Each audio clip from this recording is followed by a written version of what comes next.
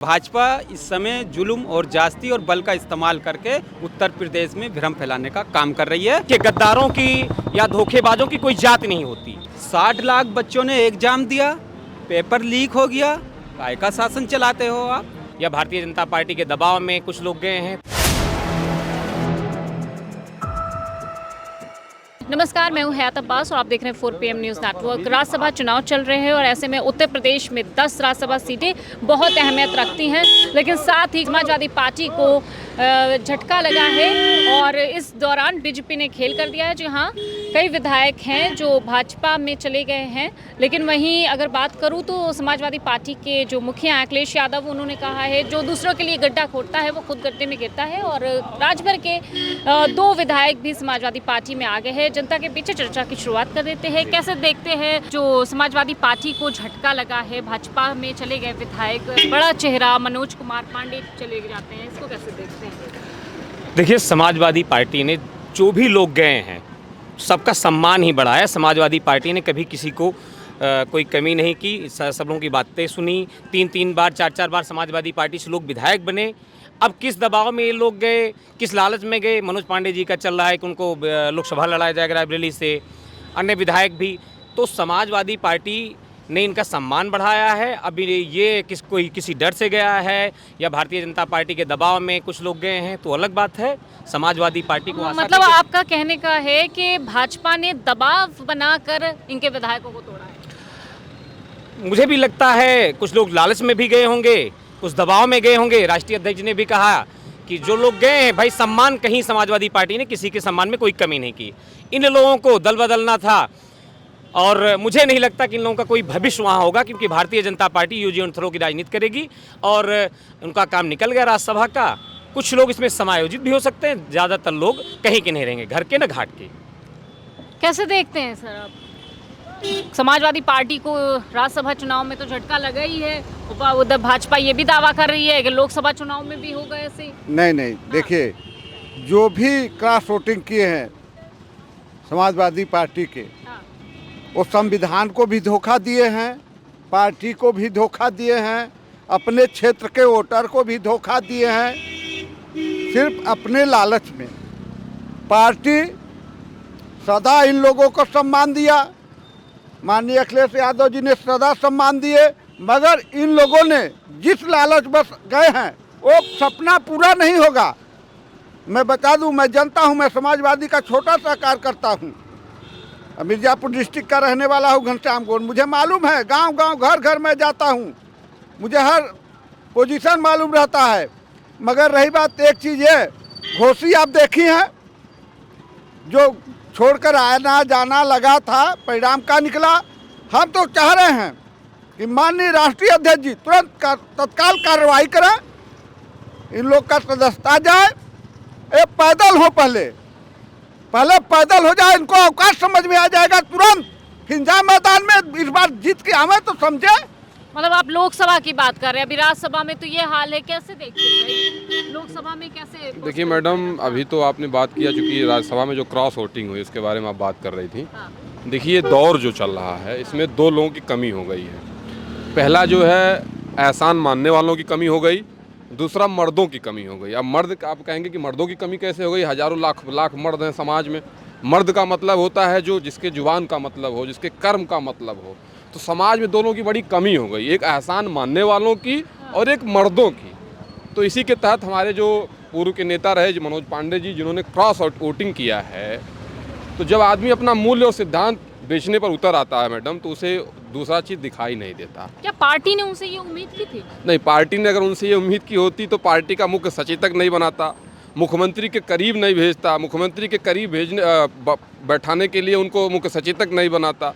तो उनको बहुत बड़ी जिम्मेदारी दी गई थी पार्टी ने, उन्होंने उस जिम्मेदारी को पूरी तरह से उसमें उन्होंने पलीता लगाया है, निराश किया है। और मैं स्वयं जो है एक ब्राह्मण समाज से आता हूँ, मैं सत्येंद्र पांडे हूँ, लोहिया का मैं राष्ट्रीय कार्यकारी सदस्य हूँ। मुझे बहुत दुख इस बात से है और इन सब चीज़ों से कार्यकर्ताओं में निराशा होती है। और मैं अपने राष्ट्रीय अध्यक्ष जी से एक निवेदन करूँगा कि आप जिसे भी आगे बढ़ाया जाए वो पार्टी का मूल कार्यकर्ता हो, ज़मीन से जुड़ा हुआ कार्यकर्ता हो। देखिए, पीडीए, हम लोग आज पीडीए के हो करके निराशा अपने आप को समझ रहे हैं। आज जितने विधायक थे सोड़ जात के, आज अंत में धोखा देकर गए।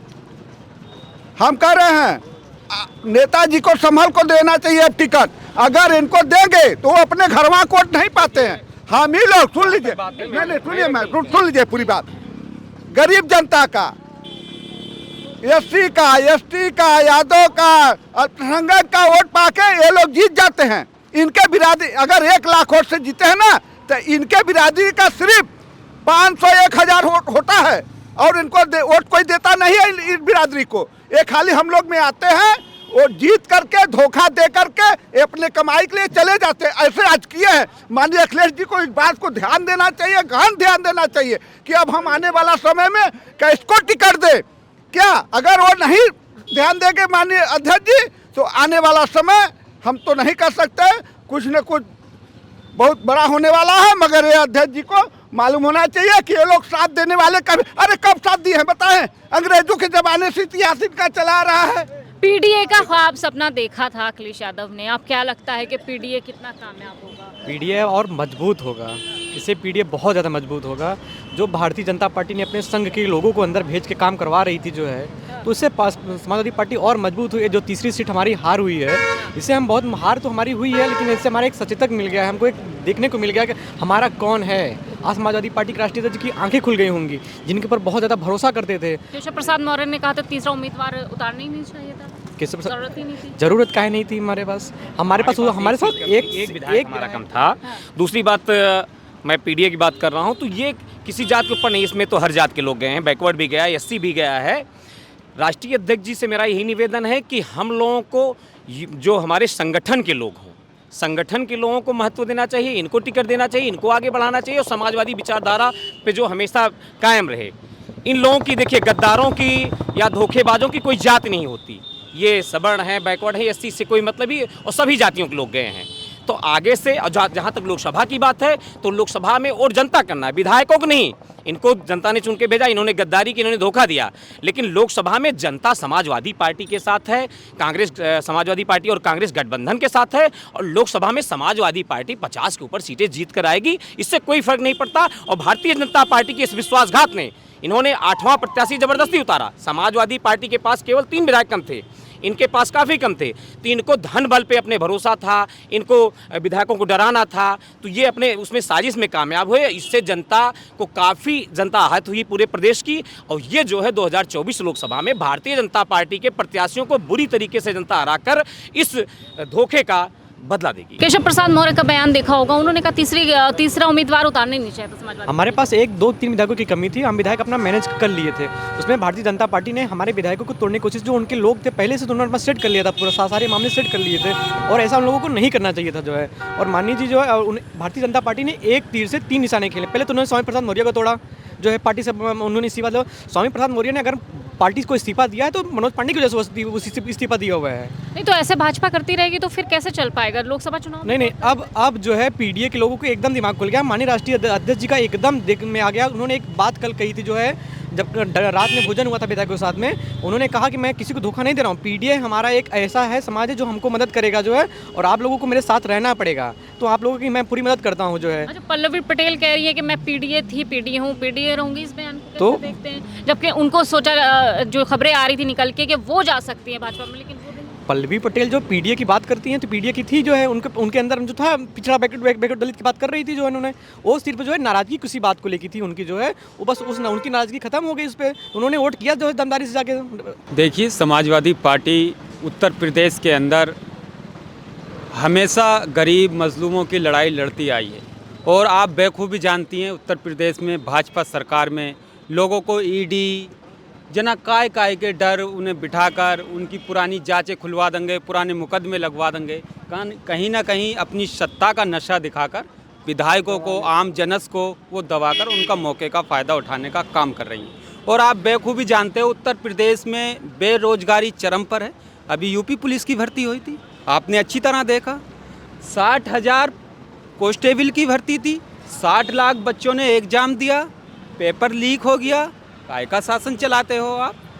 तो आज उत्तर प्रदेश के अंदर माननीय राष्ट्रीय अध्यक्ष जी अखिलेश यादव जी अगर लड़ाई लड़ रहे हैं तो लोकतंत्र बचाने की लड़ाई लड़ रहे हैं, और जहाँ तक ये एमएलसी का सवाल था, जहाँ तक समाजवादी पार्टी के विधायकों का सवाल है, उनकी अपनी परिस्थितियाँ होंगी। उन्हें ईडी का डर सता रहा था, उन्हें अपनी जांच का डर सता रहा था, या उन्हें जेल भेजने का डर सता रहा था। इसमें मैं ज़्यादा टिप्पणी नहीं कहूँगा, ये तो वही जान सकते हैं। लेकिन भाजपा इस समय जुल्म और जास्ती और बल का इस्तेमाल करके उत्तर प्रदेश में भ्रम फैलाने का काम कर रही है।